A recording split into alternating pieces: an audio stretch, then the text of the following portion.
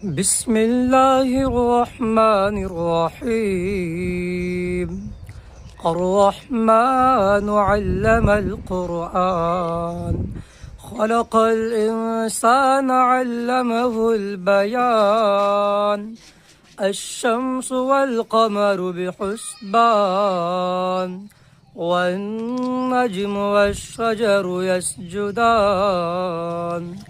والسماء رفعها ووضع الميزان، ألا تطغوا في الميزان.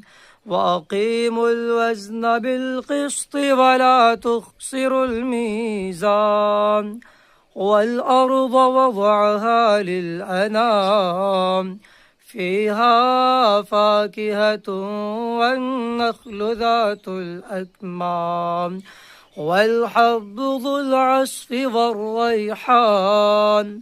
فبأي آلاء ربكما تكذبان؟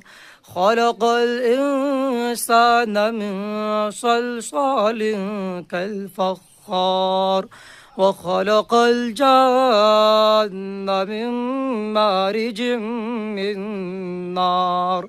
فبأي آلاء ربكما تكذبان؟